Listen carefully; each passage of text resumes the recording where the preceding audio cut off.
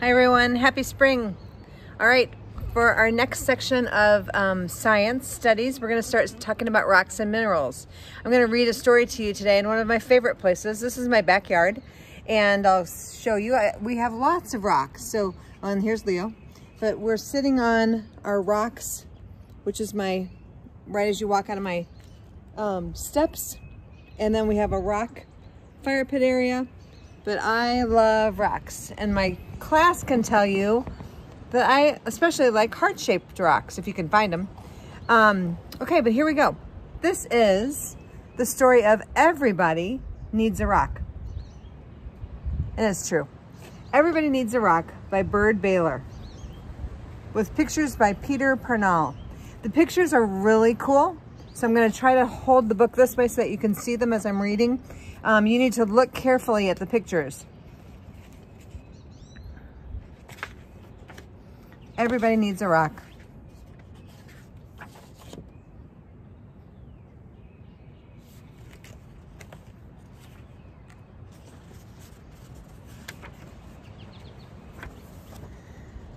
Here we go. Actually, let me show you a little bit. I'm going to get out of the picture altogether and try to just let you see the pictures. Everybody needs a rock. I'm sorry for kids who don't have a rock for a friend. I'm sorry for kids who only have tricycles and bicycles, horses, elephants, goldfish, 3-room playhouses, fire engines, wind-up dragons, and things that look like that if they don't have a rock for a friend.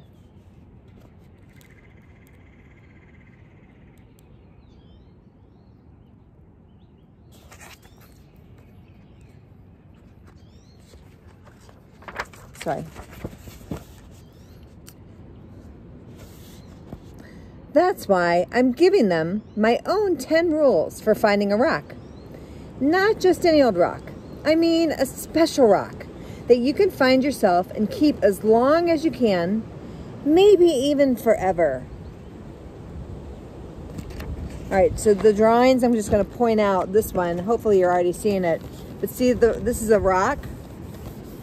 And see the face in the rock, like a lady, like laying on her side. It's kind of cool.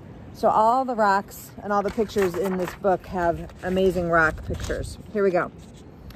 If somebody says, "What's so special about that rock?" don't even tell them. Don't. I don't. Nobody is supposed to know what's special about another person's rock. All right, here you go.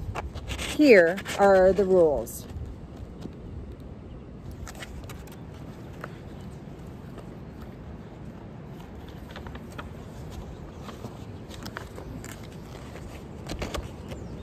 Rule number 1.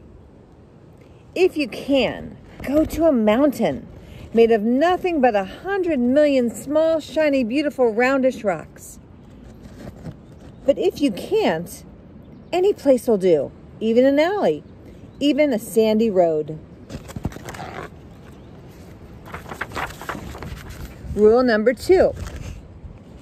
When you are looking at rocks, don't let mothers or fathers or sisters or brothers or even best friends talk to you. You should choose a rock when everything is quiet. Don't even let dogs bark at you or bees buzz at you. But if they do, don't worry, because the worst thing you can do is go rock hunting when you're worried.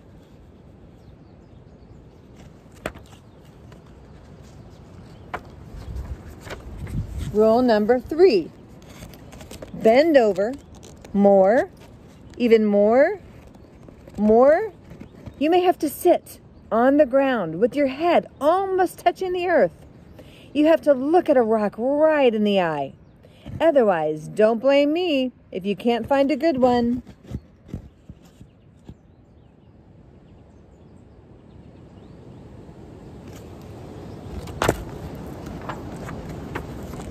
Rule number 4. Don't get a rock that is too big.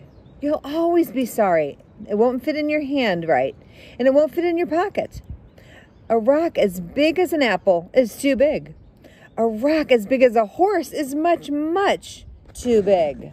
All right, so look at this picture. I'm going to try to hold it out.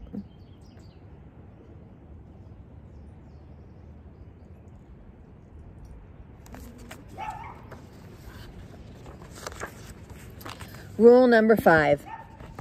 Don't choose a rock that is too small either. It will only be too easy to lose. Or a mouse might eat it or something. Maybe a mouse would eat it thinking that it's a seed. Believe me, that happened to a boy in the state of Arizona.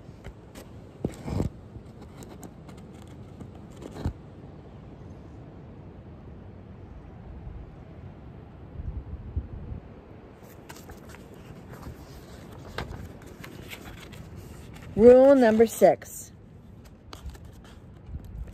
The size must be perfect. It has to feel easy in your hand when you close your fingers over it. It has to feel jumpy in your pocket when you run. Some people touch a rock 1,000 times a day. There aren't many things that feel as good as a rock if the rock is perfect.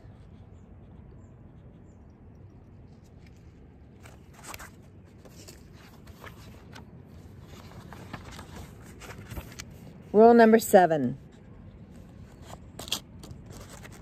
Look for the perfect color.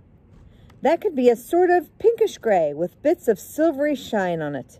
Some rocks that look brown are really other colors, but you only see them when you squint or when the sun is just right. Another way to see rocks is to dip your rock in a clear mountain stream if one is passing by.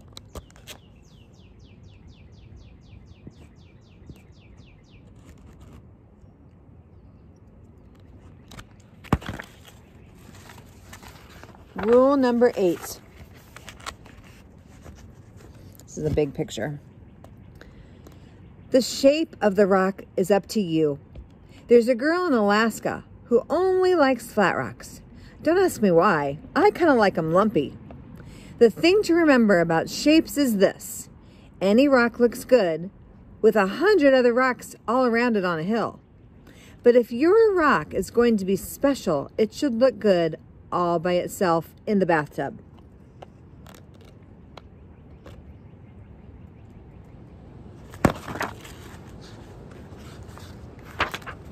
Rule number 9. Always sniff a rock.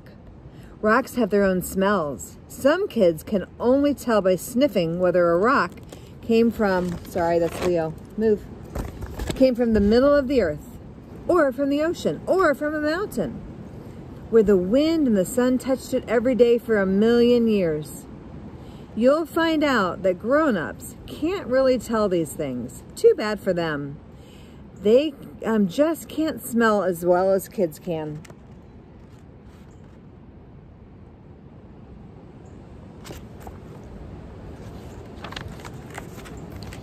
Rule number 10.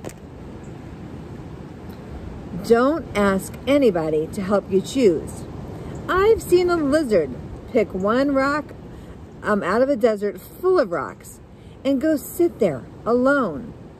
I've seen a snail pass up 20 rocks to spend all day long getting to know the one that it wanted. If you have to make up your own mind, you'll know.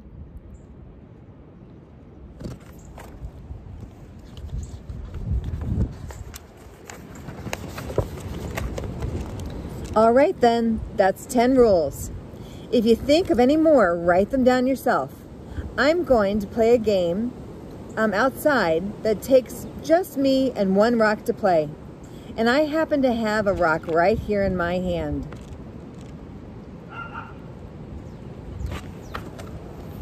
That's Everybody Needs a Rock. And friends, don't forget, it's also an AR quiz. Take an AR quiz.